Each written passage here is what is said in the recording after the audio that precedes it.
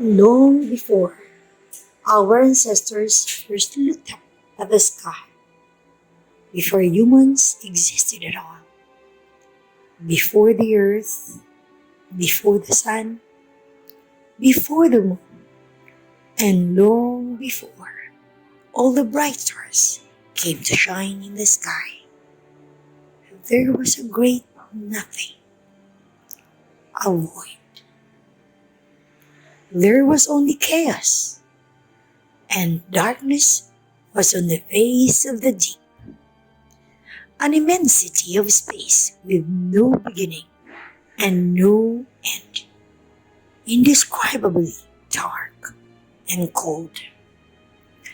Who can imagine that immensity, that darkness and coldness?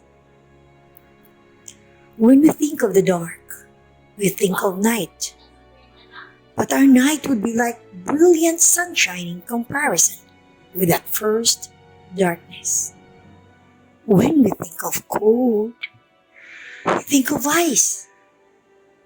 But ice is positively hot if you compare it with the coldness of space, the space that separates the stars. Then, by and by, and quite suddenly, in this measureless void of cold and darkness, light appeared for the first time. There came to be something like a vast, fiery cloud, which included all the stars that are in the sky. The whole universe was in that cloud, and among the tiniest of stars was our own world. But they were not stars then. As yet, there was nothing except light and heat.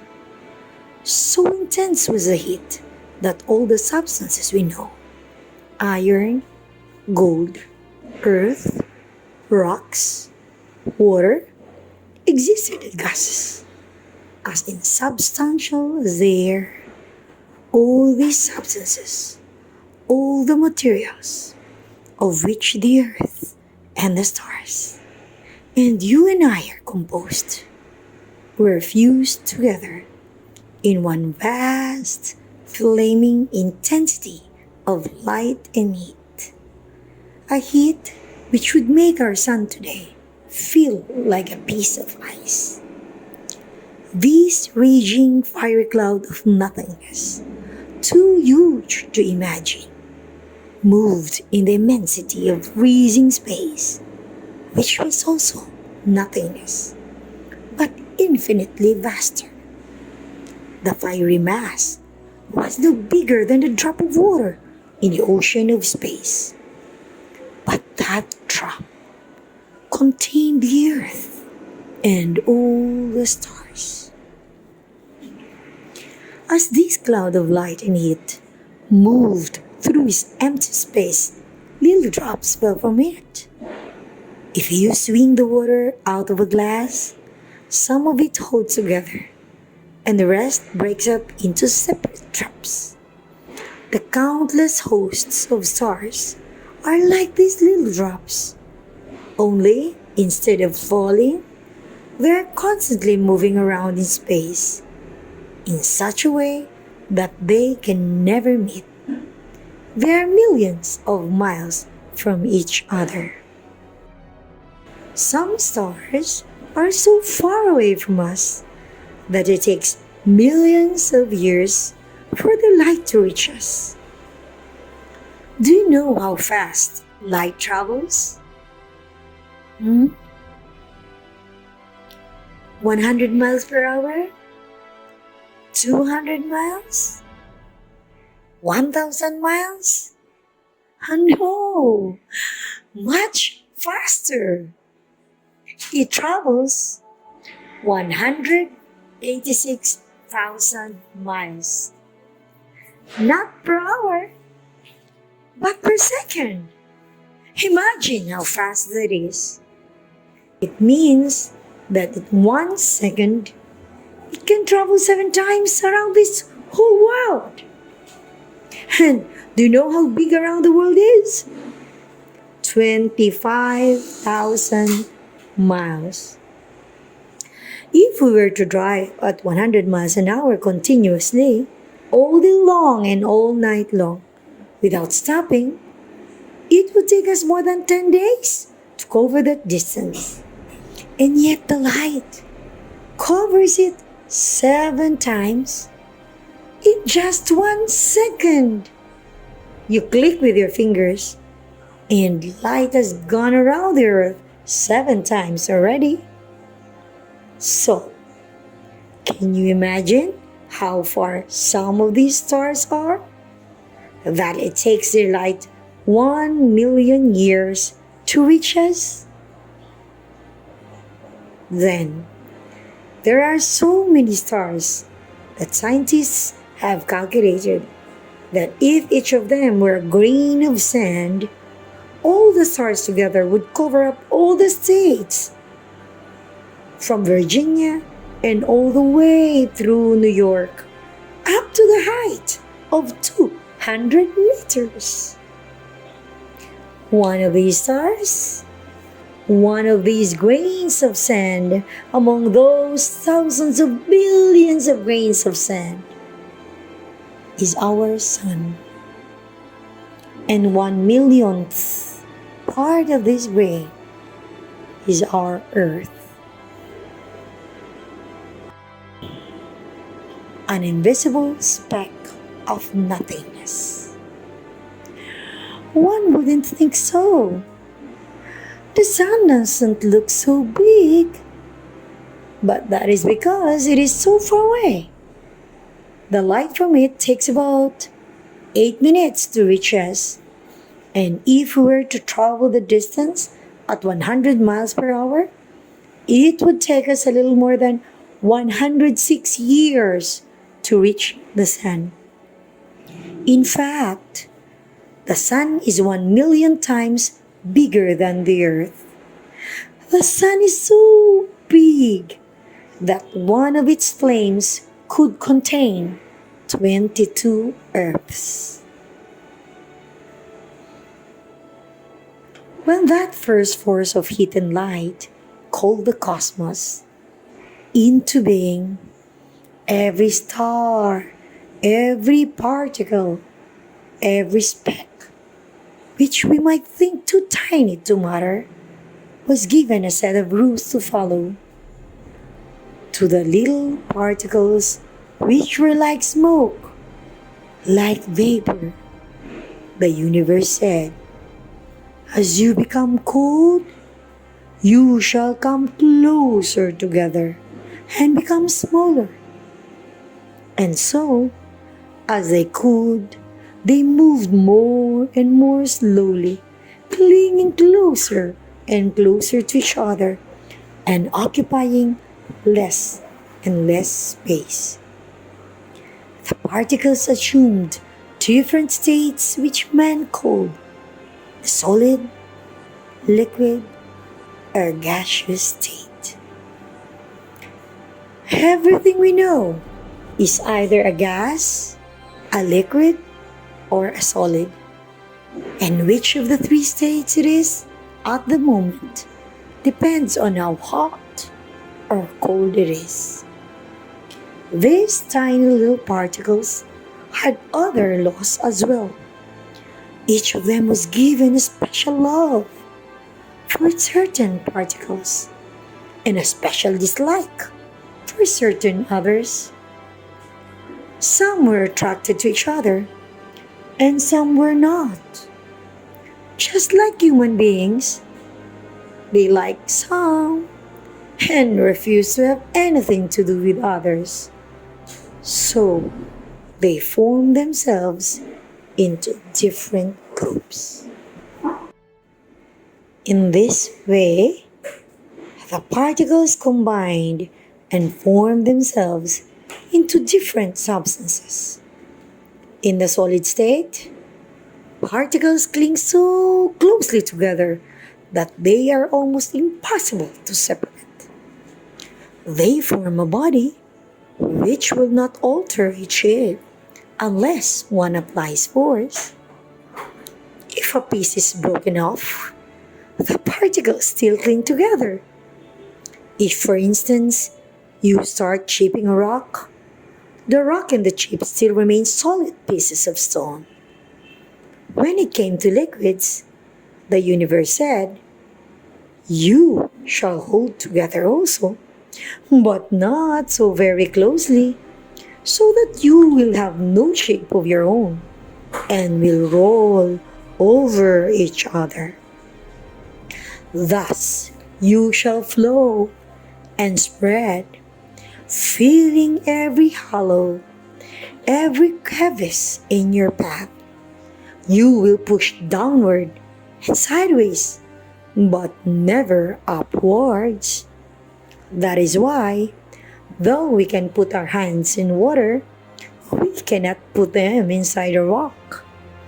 And to the gases, this law was given: "Your particles shall not cling together at all.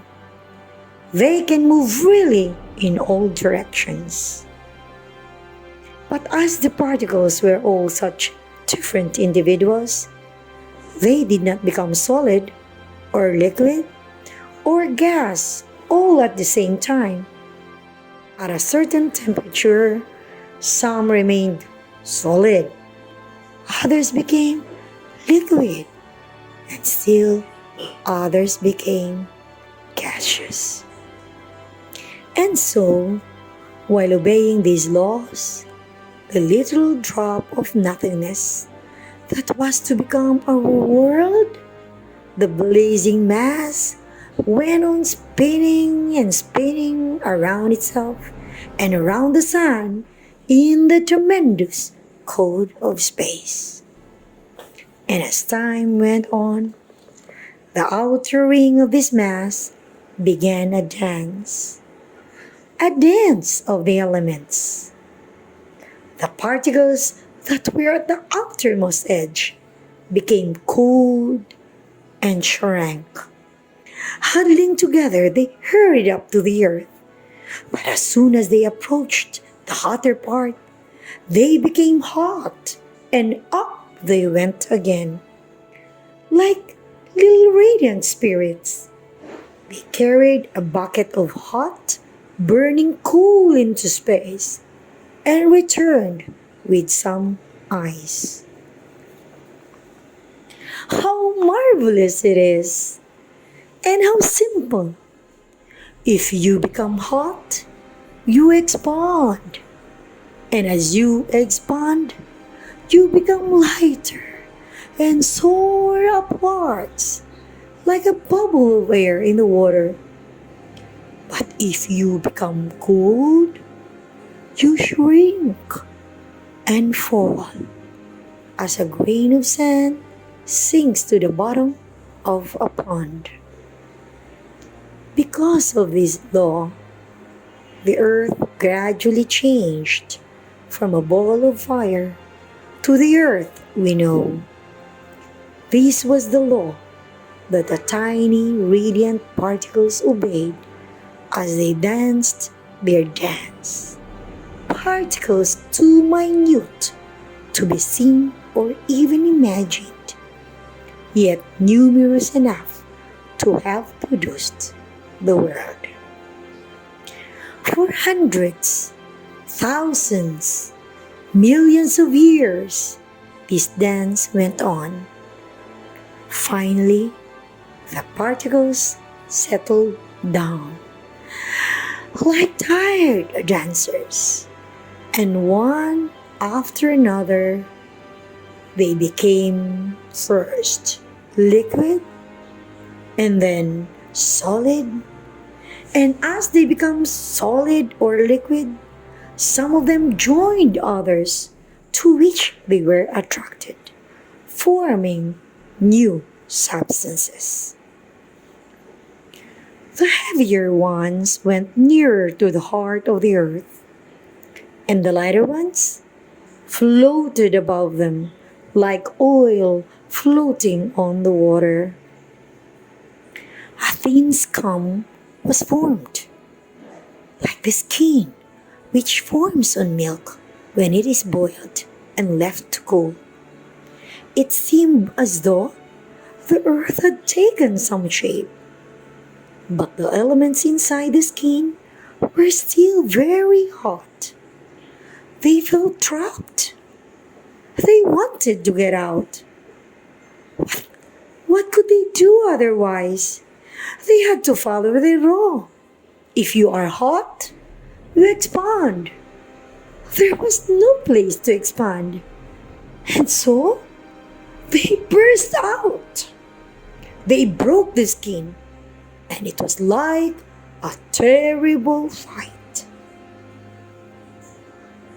The water that formed on the surface turned immediately into vapor and went up as the hot stuff came out from inside the earth. There were ashes that erupted as well, and a veil of ash and cloud was drawn to cover the earth so that nobody could see what was going on, as if the sun was ashamed of them.